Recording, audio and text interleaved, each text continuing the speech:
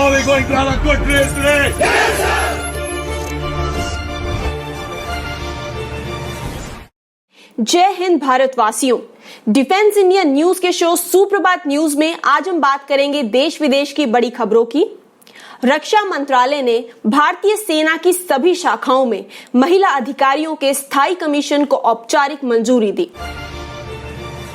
केंद्र सरकार ने सभी राज्यों में दिव्यांगजनों को अंत्योदय अन्न योजना के अंतर्गत लाने को कहा।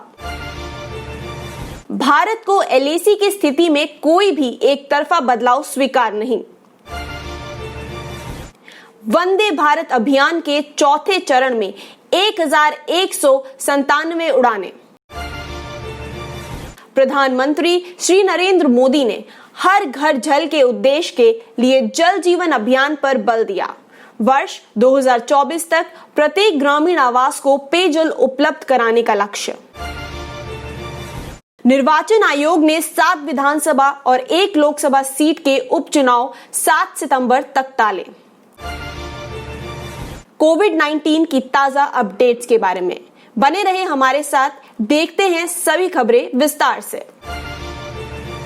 रक्षा मंत्रालय ने भारतीय थल सेना में महिला अधिकारियों को स्थायी कमीशन देने की औपचारिक सरकारी मंजूरी पत्र जारी कर दिया है। इससे सेना में महिला अधिकारियों को बड़ी जिम्मेदारी देने का रास्ता खुल गया है। इस आदेश से सेना की 10 शाखाओं में लघु सेवा कमीशन की महिला अधिकारियों को स्थायी कमीशन दिया जा सकेगा। इन शाखाओं में army air defence, signals, engineers, army aviation, electronics and mechanical engineers, army service corps, army ordinance core और इंटेलिजेंस कोर शामिल है। जज एंड एडवोकेट जनरल और आर्मी एजुकेशन कोर में भी महिला को स्थायी कमीशन दिया जा रहा है। हमारे संवाददाता ने आधिकारिक सूत्रों के हवाले से खबर दी है कि सेना मुख्यालय ने महिला अधिकारियों को स्थायी कमीशन चयन बोर्ड के संचालन के लिए आवश्यक कार्रवाई शुरू कर दी है। चयन बोर्ड जल्द से जल्द महिला अधिकारियों को स्थायी कमीशन देने और अन्य प्रक्रिया पूरी करने की कार्रवाई करेगा।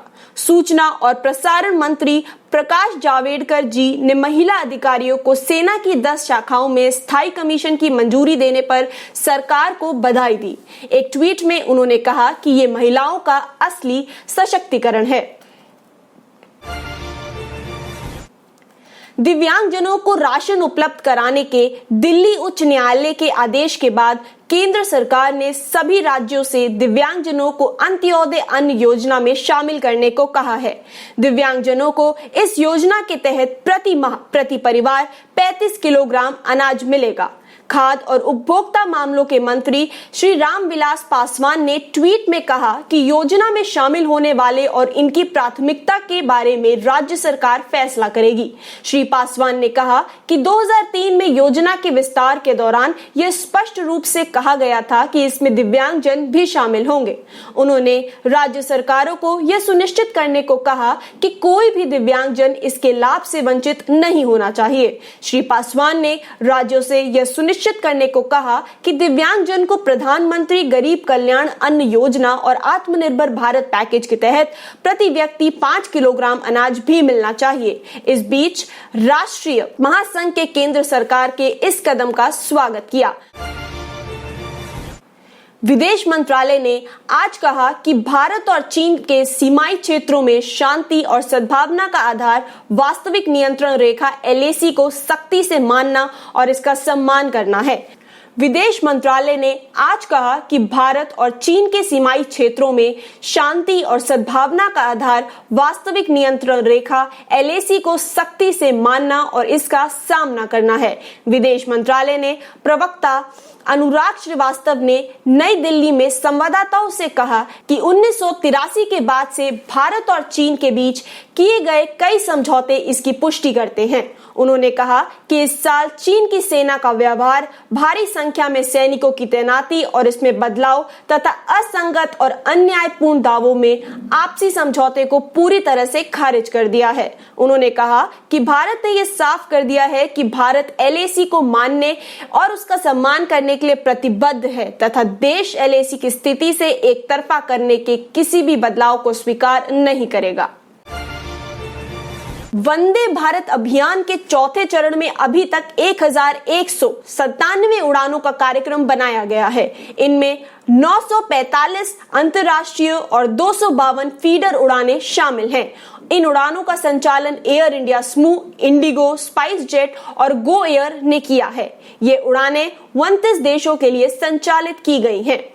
विदेश मंत्रालय के प्रवक्ता श्री अनुराग श्रीवास्तव ने आज नई दिल्ली में संवाददाताओं को बताया कि इन उड़ानों में से 694 उड़ानें 22 जुलाई तक भारत पहुंच चुकी हैं। इन उड़ानों में लगभग 1 लाख लोग स्वदेश आए हैं।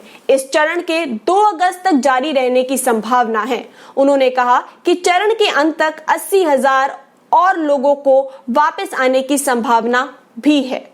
22 जुलाई से 31 अगस्त तक एयर इंडिया अमेरिका के लिए 1 सप्ताह में 30 उड़ानें, जर्मनी के लिए 4 उड़ानें और फ्रांस के लिए 3 उड़ानें का संचालन करेगा। कल तक 7,88,217 भारतीय नागरिक स्वदेश आ चुके हैं। प्रधानमंत्री ने वीडियो कॉन्फ्रेंस के जरिए 23 जुलाई को मणिपुर जल आपूर्ति परियोजना की आधारशिला रखी। श्री मोदी ने इस जल परियोजना को मणिपुर की जनता के लिए बहुत महत्वपूर्ण बनाया। केंद्र सरकार ने 2024 तक ग्रामीण भारत के हर घर में सुरक्षित, पर्याप्त और साफ पेयजल उपलब्ध कराने के लिए जल जीवन मिशन की शुरुआत की है। यह मिशन सामुदायिक दृष्टिकोण पर आधारित है। इसमें पानी के लिए जन आंदोलन की पहल की गई है ताकि उसे प्रत्येक व्यक्ति की प्राथमिकता बनाया जा सके। भारत के करीब 19 करोड़ घर हैं, लेकिन केवल 24% घरों में ही पाइप के जरिए स्वच्छ जल उपलब्ध है। सरकार ने 1185 बस्तियों में पीने का पानी उपलब्ध कराने के लिए जल जीवन मिशन के तहत मणिपुर को धन उपलब्ध कराया है। इन बस्तियों में 1,42,000 से अधिक घर हैं। श्री मोदी ने कहा कि 3,000 करोड़ की यह परियोजना लोगों को जीवन धारा बनेगी। राज्य सरकार ने पूर्वोत्तर क्षेत्र विकास विभाग से धन सहित अतिरिक्त आर्थिक संसाधन के जरिए बाकी घरों को भी पीने का पानी उपलब्ध कराने की योजना बनाई है। प्रधानमंत्री ने कहा कि आत्मनिर्भर भारत अभियान से पूर्वोत्तर के लोगों की आजीविका को भी प्रोत्साहन मिलेगा। श्री मोदी ने कहा कि केंद्र सरकार पूर्वोत्तर के राज्यों की सभी राजधानियों को एक दूसरे से जोड़ने के लिए जोर शोर से काम कर रही है। श्री मोदी ने कहा कि पूर्वोत्तर की कनेक्टिविटी में सुधार देश की एक एक्साइटिंग नीति में भी बढ़ावा देगा। प्रधानमंत्री ने पूर्वोत्तर में बाढ़ की स्थिति पर चिंता व्यक्त करते हुए क्षेत्र के लोगों को केंद्र की तरफ से पूरी सहायता का आश्वासन दिया। चुनाव आयोग ने 7 विधानसभा क्षेत्रों और 1 संसदीय क्षेत्र के उपचुनाव इस वर्ष 7 सितंबर तक टाल दिए हैं। आयोग ने यह फैसला कोविड-19 महामारी और देश के कुछ हिस्सों में बाढ़ आने के कारण लिया है। 7 विधानसभा क्षेत्रों में असम की शिवसागर, तमिलनाडु की त्रिवोटियर और गुड़ियट्टम, मध्य प्रदेश की आगर, उत्तर प्रदेश की बुलंदशहर और टुंडला तथा केरल का चवारा शामिल है। इसके अलावा 7 सितंबर को ही बिहार की वाल्मीकि नगर संसदीय सीट पर भी उपचुनाव होना था। चुनाव आयोग ने कहा कि इन क्षेत्रों में चुनाव माहौल उचित होने के बाद कराया जाएगा। इन सीटों के अलावा 49 और विधानसभा सीटों पर भी चुनाव होने हैं। इस संबंध में आयोग ने स्पष्ट किया है कि संबंधित प्रावधानों के अनुसार चुनाव कराए जाएंगे। चुनाव कार्यक्रम पर चर्चा करने के लिए आयोग की बैठक होने की 24 तारीख को संभावना है। अब बात करेंगे विश्व और देश के कोरोना वायरस के मामलों की। अगर बात की जाए विश्व की, तो विश्व भर में 1.5 करोड़ से ज्यादा कोरोना वायरस के मामले आ चुके हैं। और अगर हम बात करें मृत्यु की, तो विश्व भर में करीबन 60 लाख से ज्यादा लोगों की मृत्यु हो चुकी है। और अगर हम बात करें रिकवरी की, तो करीबन 90 लाख से ज्यादा लोग अभी तक रिकवर हो चुके हैं। बात करें भारत की, तो भारत में कोरोना के केस 12 लाख से पार हो चुके हैं। मृत्यु 30,000 से पार हो चुकी है। जो रिकवरी रेट है वो 8 लाख से पार हो गया है। और वहीं जो अभी भी संक्रमित लोग हैं वो 4 लाख से पार है। हमें ध्यान रखना है अपने आप का। आप सभी से अनुरोध है कि घर पे रहें, स्वस्थ रहें, सेहतमंद रहें और जब तक जरूरी ना हो घर से बाहर ना निकलें। और घर से अगर आप बाहर निकल रहे हैं तो मास्क पहन के, ग्लव्स पहन के, सैनिटाइजर साथ लेके निकलें। आज की खबरों में इतना ही, कल मिलेंगे। तब तक के लिए बने रहें डिफेंस इंडिया न्यूज के साथ में। अगर आपने चैनल सब्सक्राइब नहीं किया है तो चैनल को सब्सक्राइब करें और बेल आइकन दबाएं। जय हिंद।